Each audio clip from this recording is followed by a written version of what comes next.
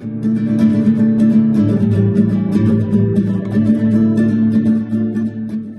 I am here today with renowned horsewoman and Olympic gold medalist and author, Melanie Smith Taylor, to talk about her book, Riding with Life. Thank you, Melanie, for taking the time out of your schedule to visit with us about your book. It's a incredible resource for any type of rider. Well, thanks, Emily. I always love talking with you and supporting your magazine because equal kudos to you. I think you do such a service to the horse industry with your magazine, and anything I can do to help, I'm happy to be a part of. Well, thank you. Well, I'm not 100% sure where to start just because this book is so full of an incredible amount of information. In rereading it, I sort of see it in the big sections that it is. So let's talk a little bit about your childhood growing up, which I found so completely inspiring. And also I was totally envious about hearing about all of your adventures on your ponies. So let's start there and talk a little bit about your foundation. Well, I did have such a wonderful childhood, just growing up in the country, and all my friends had horses and ponies in their backyards like I did. And we would just meet. And if we spent the night with each other, our ponies would spend the night too. And we'd go on, sunrise rides and moonlight rides. And I just lived and breathed ponies and horses and spent most of my days on them. So I felt very lucky. My mother was a wonderful horsewoman. She was my first great teacher. She just had such a natural ability to handle any horse. She thought like a horse. She just really was a wonderful influence on me. She grew up on a farm in Iowa, and just grew up, checking the fences, checking the cows and the sheep and everything on horseback. And she never could understand why we as English riders wanted to do circles and figure eights and whatnot. She wanted a horse to have a job. Yeah. And so that was a really fun childhood to grow up. I grew up riding bareback mainly, and then English saddles. But my mother always rode Western, and she went to the library. That was long before the internet, and got every book she could find on English riding, and then developed a riding school, and taught English and taught most of the kids in the city of Memphis at that time. So she was quite something, and I would lead all of her classes, and any of the horses that got a little gait sour or barn sour, I would get on them, and that would be my job to get them corrected. So I rode all day long and rode in led all of her lessons. So all the horses would go for the kids. So it was just a great childhood. I never went to kindergarten either. And when I had to start first grade, Mother and I were so sad because I used to go with her during the day. We'd go looking for horses and then teaching lessons in the afternoon after the other kids got out of school. But I spent all my time with my mother. And then once I started showing years later, my mother went on the road with me and was my groom. So we were really close, and she was a huge influence in my life, my horse life. That's fantastic. And she was integral in taking you. Had been successful in some local shows, and then she sort of got you sort of pushed into the next level of the jumping world. She did. My mother had heard that there was a person named George Morris giving a clinic in East Tennessee, and we lived in West Tennessee, and he was teaching something called the crest release. And we were fascinated by the crest release, what that could be. And of course, I then learned it's just bringing your hands forward to the the crest of his neck over a jump and giving him a free rein in the air. But we had never heard of it called the crest release. So we drove all the way to Knoxville to a clinic and met George Morris, who became my mentor later on. But my mother was curious if he would take me as a student, and he thought we were just country bumpkins and really felt like we weren't ready for the big time and discouraged us. Well, in fact, he didn't discourage us, but he did not encourage us at all. So we went home kind of with our tail between our legs. But mind you, we had gotten there in a purple station wagon pulling a purple trailer with two horses that, probably didn't quite meet the standard that George was used to at the big shows. So anyway, it was funny. We went home, but we came back the next year to that same clinic and tried again. And my mother asked if George would at least let us meet him in Florida for, the shows, and would he help me at that time? Because I had done well locally, and my mother felt I was ready to do a little bit more. And I was just so shy at that point and embarrassed that mother would even ask George. But anyway, he said, yes, we could meet him in Florida. And I know George full well didn't think we'd find our way to Florida because he felt we were so country. But anyway, we did and did well. And then he asked me after the Florida circuit to come, and the Florida circuit then was like 3 horse shows. He asked me to come to New York and be what he called a supervising instructor, an assistant, but basically it was just a working student that did all the work. So, but it was great. I did go back he was at Long Island at the time, and I went back and just basically groomed, clean stalls and tack and rode horses for him, and just got all my lessons free. And it just ended up, my horse was horse of the year that year in the amateur jumper division. I mean, it just was one of those things that just worked out incredibly well. I was lucky. I was at the right place at the right time. And because my mother had encouraged it, she really had. So yeah, that was the beginning of my career actually then. Yeah. So, yeah. Awesome. Well, I know it's jumping ahead in your career quite a bit, but the other story that I just really loved was you telling about meeting Calypso for the very first time. And maybe you could tell folks a little bit about that. Okay. So George helped me find different sponsors. I rode for different people, and then they had wanted to buy other horses for me. And so there was a family in Connecticut, the Eustaces, Neil and Helen Eustace, wanted to find a nice young horse for me to show, because I was already showing one of their Grand Prix horses and doing okay. And so I had gone to Europe, had gotten some, we'd found some people that had looked for horses, and we were looking at a whole bunch of horses. We were with a couple agents over there. We'd been all day driving, and there was one more stop. And by this time there was this huge storm. It was pouring rain. The roads were slick. It was late at night, 10 o'clock at night, and dark. And I thought, maybe we could skip this one. But I always felt like the one time I didn't go somewhere was the time that was most important. Something kept us going. And we went, and I can just remember walking into that barn, and this little pony was standing there with the tacked up. And I thought, isn't he cute? And we walked on in looking for the horse we were supposed to look at. And they said, oh, he's tied up out there. You just passed him. And I was like, he looked like a little Thelwell pony. He was fat, and he was just 4 years old. So he didn't look like much, and he had a really tight martingale on. So anyway, we saw him go around, and he jumped with his back really stiff because the martingale was so tight. And I thought, well, I'm here, so I'll go ahead and get on him. So I said, do you mind if I take the martingale off? And we took that off and rode him around, and he was like a totally different horse. I have to say, I didn't think, oh boy, this is going to be my Olympic horse. I didn't get that feeling, but I did get a feeling that jumping was so easy. He just kind of lofted off the ground, and it just, I don't know, just something in me said we need to give it a try. And horses weren't that expensive then. So we did. And, he just won right away as a 4-year-old. And he won in the preliminary and everything, every level that we took him to the next level. He was a winner. So it just was kind of one of those things. We were just like a match. We were just the right match. And we found each other just at the right time. So that was really a great experience. I have to say, he was by a thoroughbred.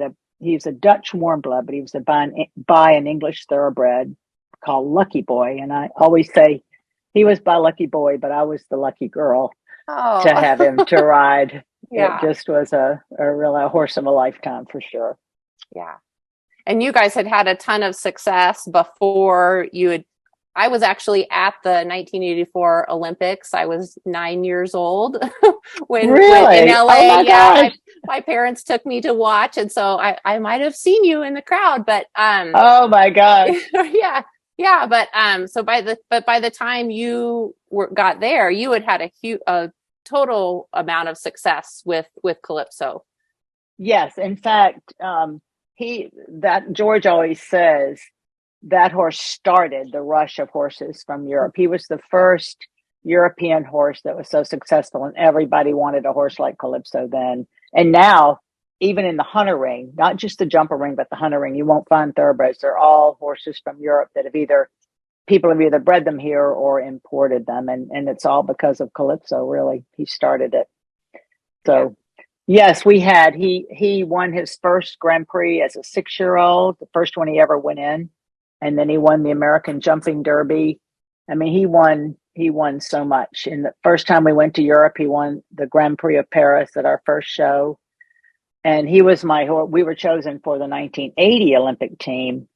And that was the year the Americans boycotted the Olympic Games in Moscow. And we had an alternate Olympics, which all the top equestrian countries competed in that, and we won the individual bronze medal in that. And then lucky enough to make the team in 84. Yeah. And I was the only person who made both teams, and I felt lucky again. I was a lucky girl again. Yeah. Yeah. That's fantastic. So after I retired from competition in 87 and came back to Memphis or to Germantown, because my mother was not well. She had Alzheimer's at that point. So I decided to move back to be able to help my dad during the week. He was her caretaker. And then I could travel on the weekends to do clinics and judge horse shows and whatever to do to have income. And I met Lee Taylor. We used to go to the polo games on Sunday that was held on Wildwood Farms. And I met Lee there, and I was just one of those love at first sight. I'd never had a boyfriend. I just had horses my whole life. And Lee's wife had died of cancer that spring. And it was just a time in his life and a time in my life. Then, the stars aligned. And so we were married the next spring in the big barn at Wildwood, which as a child I had driven by and ridden by on the way to Pony Club, that barn so many times, and just said, someday I hope I can just look inside that barn. It was to me the most beautiful barn I'd ever seen. And to think that I would spend the next 17 years all day, every day in that barn of my dreams was just more than I could imagine. And so when Lee and I got married, he had just retired from business because their family-owned company had been sold. And he decided to take early retirement and just focus on the horses. And he had met Ray Hunt, and they had Ray Hunt here for clinics at Wildwood. And I'd never met Ray, but I've heard about him. So that was my first introduction. We had our clinic here in the fall, that first fall in 88, I guess it was 89. We got married in the spring of 89. That fall of 89, Ray came and did a clinic, and we had like 20 colts. When I came to Wildwood, there were like 140 horses on the place. Wow. Mares and foals and stallions, but it was just kind of a mixed mob because Lee wasn't running things and it wasn't very organized. So Lee wanted to get things organized because the Wildwood horses up to that time had a reputation of all being broncs. They raised them for polo, and Lee loved to play polo, but they all were a little touchy. And so we knew we needed to revise our training methods, our way of starting horses. And so we had 18 in that first clinic with Ray. And I remember thinking, well, we don't want to handle him too much beforehand because we want to really get our money's worth with Ray when he comes. So we did all right. And I mean, Ray was so active then, you know, he Yeah. worked them all from his horse. And then when he said they were ready to get on, you believed him. And you would get on, even though your heart was in your throat, you would get on anything. And Ray said it was ready. But then after Ray left on that day after Ray left, we were lost because those horses got so hooked onto Ray and his flag, and we were lost without Ray there. So anyway, and then when Ray stopped, he came every year, and when he stopped traveling as much, Buck Brannaman started coming, which was great. And Buck teaches a little more groundwork than Ray. Ray expected you to kind of figure it out, but we still had a lot left to figure out. And Buck really helped us develop a program with groundwork that we could do, you know, during the time in between the clinics, which would be the 11 months and 3 weeks in between the next clinic.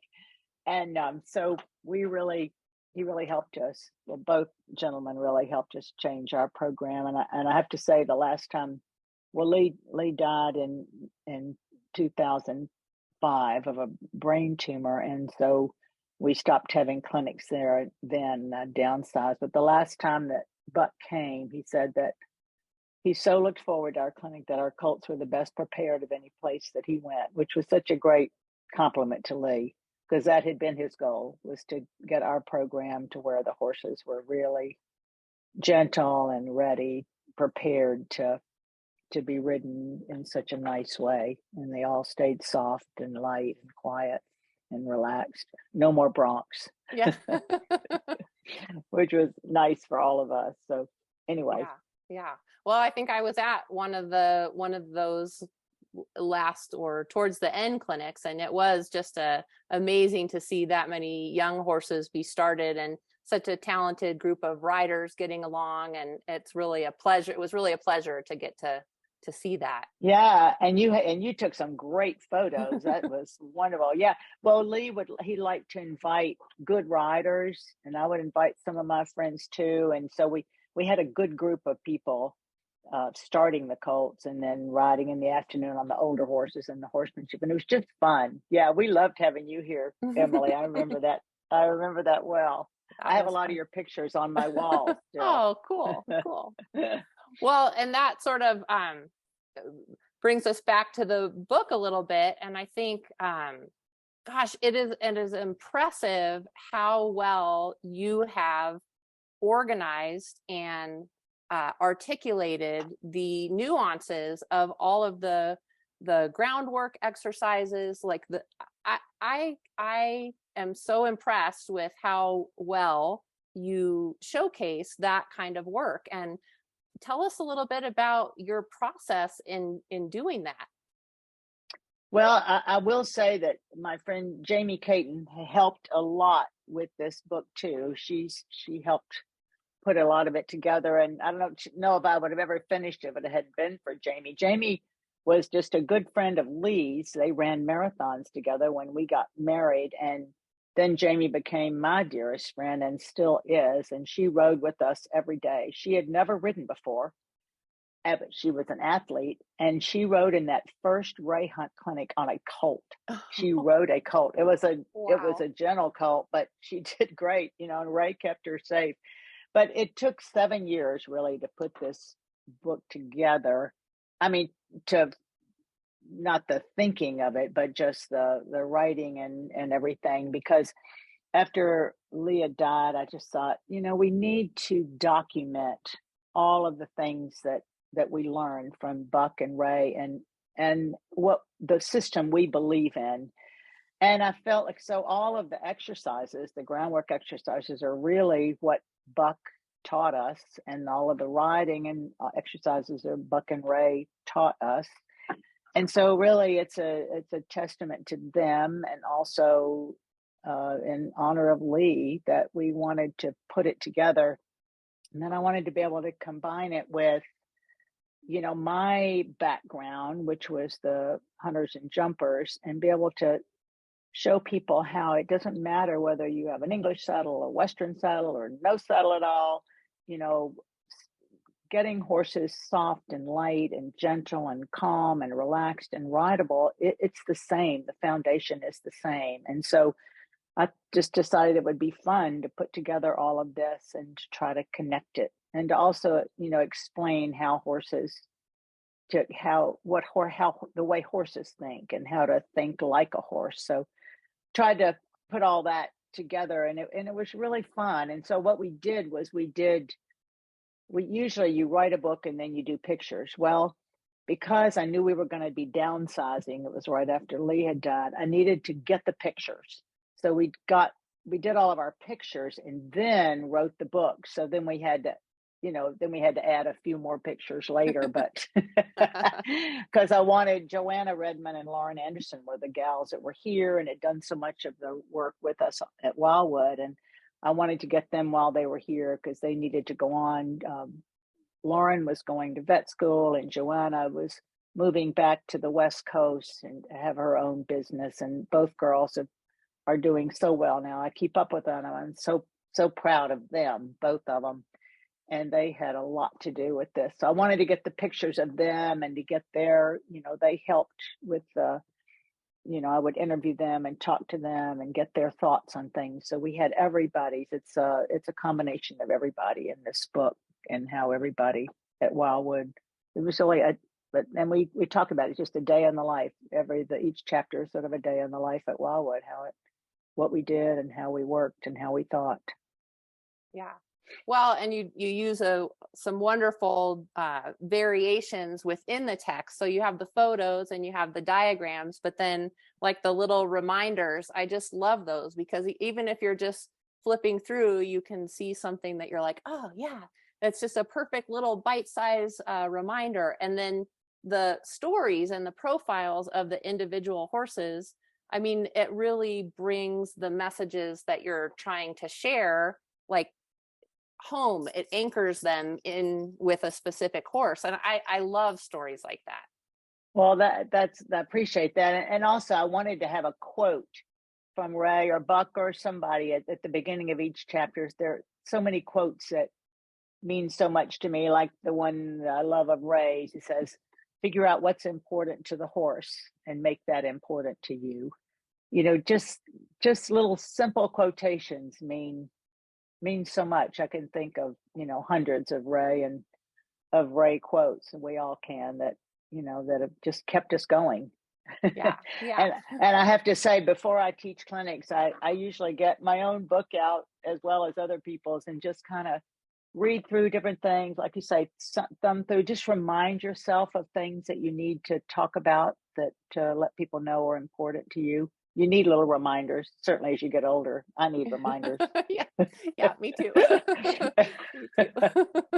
Oh, well, is there a passage that you would like to share with folks today from the book? Well, you asked me about that, and there's so many, but there's a couple that I'll share. There's one that I think about when I teach. I like to tell riders. It's actually the first chapter, first paragraph of chapter 3, and I say, becoming a good rider takes much more than physical ability. You must also have emotional and mental focus, coupled with drive, determination, and an ongoing willingness to learn from wise mentors who will stimulate your curiosity and desire.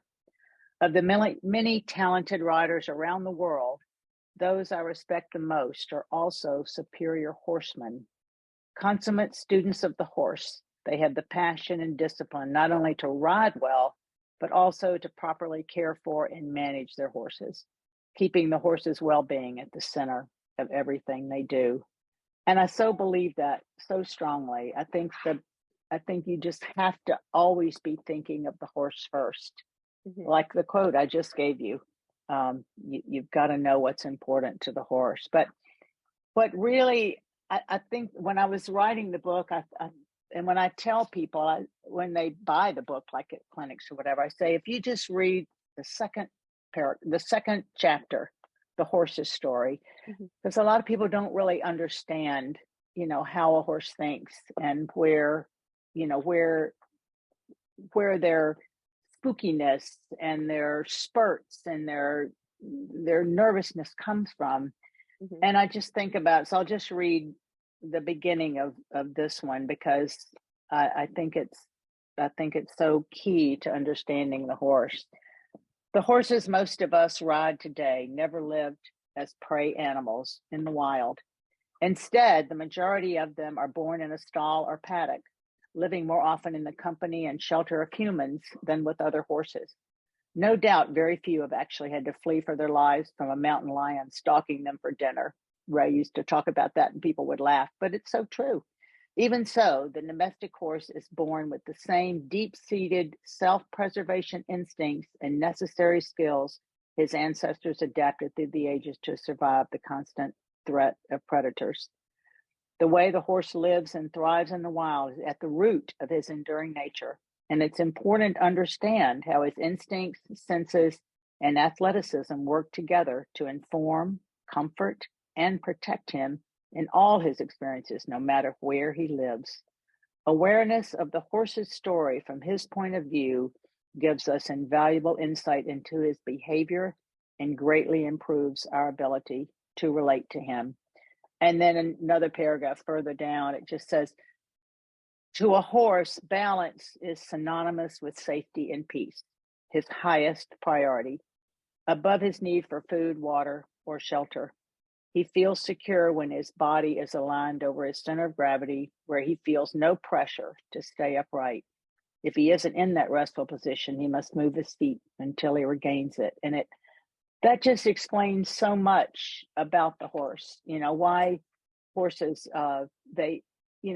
like I remember when we were doing our clinics, and Ray or Buck, I can't remember which one, would talk about how people used to tie a horse up and then they would throw tin cans and sack them out and whatever, but they made them stand still. And that just makes a horse worse. If a horse is worried, he's got to be able to move. He's got to be able to be free. And I learned that so much in our clinics. I never could understand in the beginning why these horses, when Ray would get on them or Buck and they would take their halters off and ride them with nothing on their head, why they would never buck. And it was because they were free to move. Mm-hmm. The minute a person gets on and you grab a hold of their head and they feel like they're in a bind, that's when they blow up and go up in the air. And that was such an incredible thing to learn. And that's why in our colt starting clinics, if we had a halter on them, Ray or Buck would make us tie the rope to the saddle horns. You couldn't touch their head. And then they would flag them and let them move. If they can move their feet and they're free, they're not going to buck. And that really hit home to me. It made me realize so much. And so anyway, in the second paragraph about the horse's story, we talk more and more about, all of the horse's senses. Like today in the show world, you see so many horses with earplugs. Yeah. And if people want to wear earplugs, that's fine. But I at least want them to realize that if you're a good rider and you understand horses, you want your horses to have their senses about them. You want them to be able to hear, see, feel, smell. All of those things are important to the horse. That's his nature. And, to me, the challenge is to be able to ride a horse without all of those things. But, again, I know that it's also a placebo for a lot of people, and that's okay. If that's important, that's okay. But, it's fun to challenge people to try to help their horse find a way to not need those things. So anyway.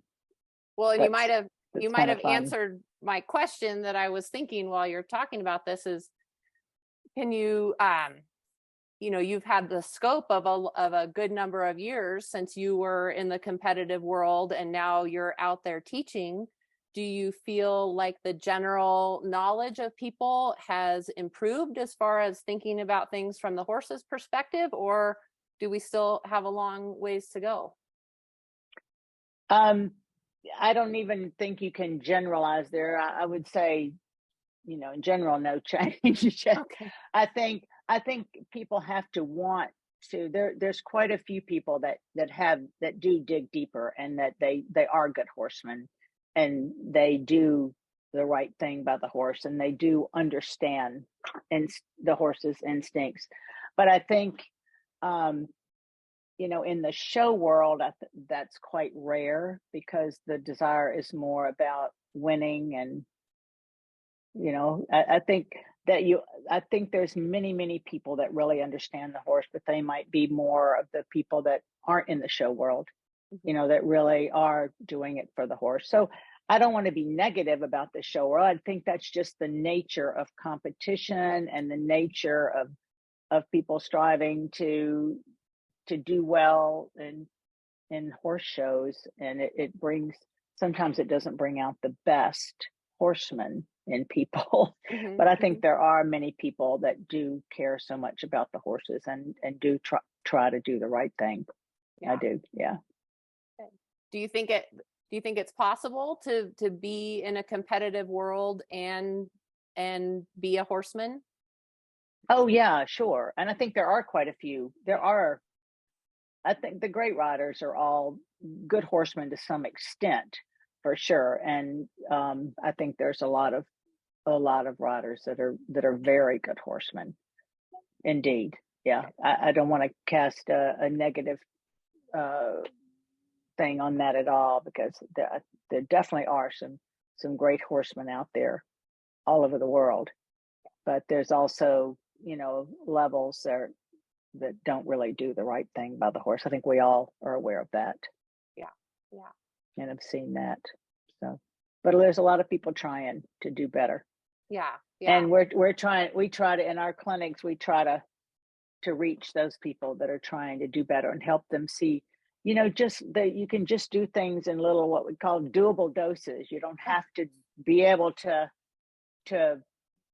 fix a horse in a few minutes like a lot of the great talents can do. You can just do little pieces and that be consistent and work with quality and make changes, small changes that can make the biggest difference. Yeah. Do you want to talk a little bit more about the clinics that you've been doing, where you've been going, and the kinds of riders you've been working with?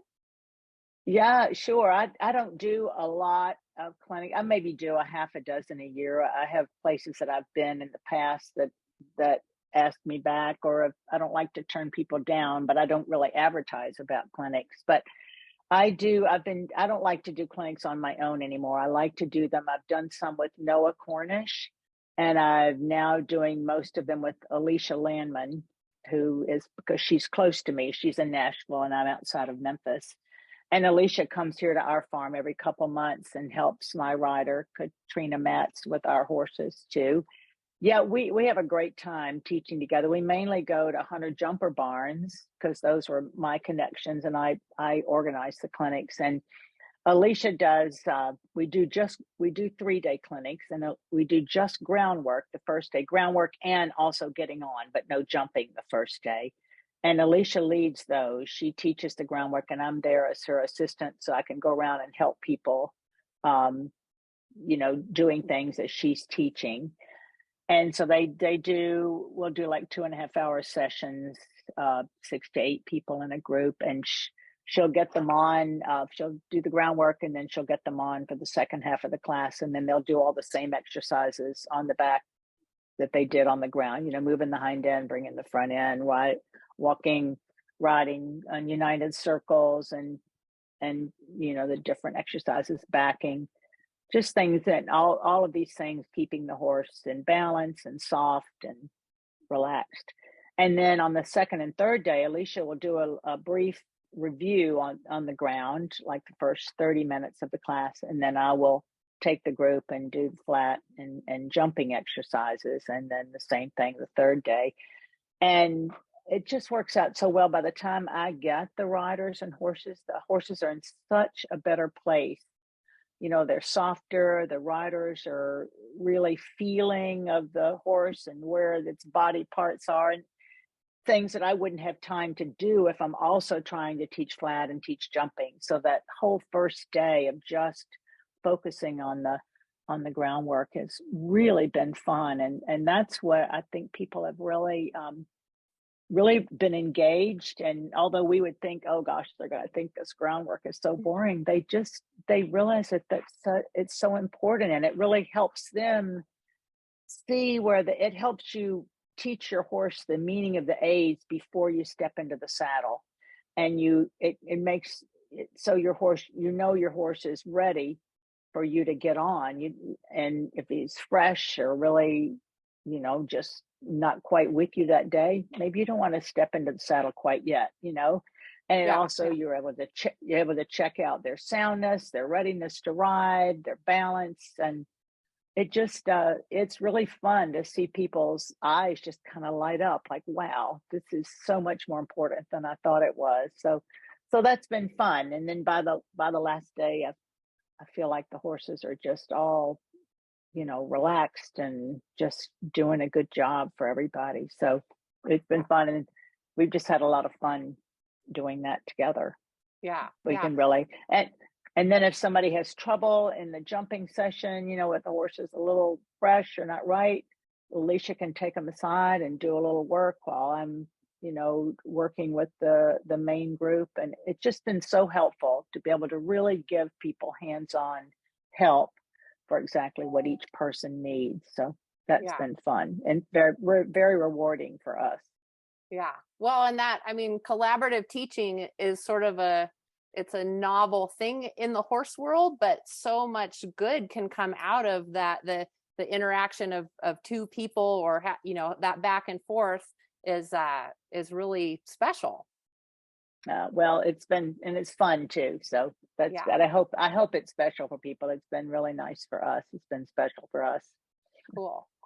Well, and you're talking about groundwork and in the clinics, and that not to belabor it, but that is one of the parts that I marked in the book as just, I'm like, here I am reading a book by a gold medal jumping competitor, and I'm totally inspired by what you wrote about groundwork. So I'm going to read a little portion that I found particularly inspiring, and it's on page 104 in the chapter about groundwork. Learning how your horse behaves under pressure is one of the many purposes of groundwork. Oftentimes we assume everything is okay until something comes along to test that belief. Although we can't expose the horse to everything that might frighten him, we can provide experiences on the ground to build his confidence in our ability to manage his flight zone and lead him out of trouble. We don't have to wait for something to come up during a ride that might panic both of us. I think that so many people don't have an appreciation for how much it means to the horse to have that comfort established before we get on them. Exactly. I remember a good friend who was a top dressage rider said that every time she would go down center line at a big FEI show, and there would be all the international flags flying at the end of the ring, her horse would just spin and go out the gate. And so we taught her we had her to a clinic. We taught her how to use the flag with a horse, and to get them really used to changing eyes. And a lot of the spookiness comes from a horse, not being able to, not changing eyes well. And it really fixed the problem. So we fixed the flag problem with a flag. That's fantastic. That's fantastic. Phenomenal, huh? Yeah. So anyway, it really does make a huge difference. So yeah, good. Awesome. I like that you read that part. Oh yeah. Well, what questions have I not asked you about the book that we should visit about? I think you've asked some good questions. It is, I think you've been we tried to lay it out, I sort of gave my history and then explained about the horse, and then did the groundwork, and then flat work, and then a lot of jumping exercises. And then we talked about horses, the fitness and how you prepare for horse shows. But I feel like the real heart of the book is, to me, is helping people understand a horse's nature and why they do what they do, and trying to think like a horse. When you take them to a new place, think about what the horse is thinking, and how you should introduce them to new things. I think that will help people the most is understanding their own horse and why they, their instincts and Yeah. why they do what they do. Yeah. Yeah. Cause this book is really for everybody. Any kind of horse, any type of activity that you're doing, you've laid everything out in such a comprehensive manner. I can't imagine a horse person not just walking away from reading this book feeling like that was really worth my time. So thank you for writing it, putting it together. Oh, well, you're so kind. I felt like we would go to clinics or we would have clinics. And then after the clinic was over, we were like, where did he say my hand was supposed to be? And how was I supposed to do this? And so, we tried to try to cover everything with pictures and explanations. So to really help people understand how to do things, because there really aren't a lot of books out there on groundwork. And that was our goal, to try to write it in Ray and, Buck's, what they taught us, what we felt were the words that they taught us, what we had written, the notes we had taken. Yeah. And tried to do it in sort of honor of all of the people that had taught us so much. So no, I appreciate it, Emily. I appreciate you. It's been fun to talk about it. It's been a while too. I revisited it myself. I started reading parts of it last night. Yeah. It's fantastic, and it's going to go on my bedside table to check back in with. So thank you very much. Thanks for taking the time. You bet. Enjoyed our visit. All right, we'll talk to you soon. Okay. Bye. Bye-bye.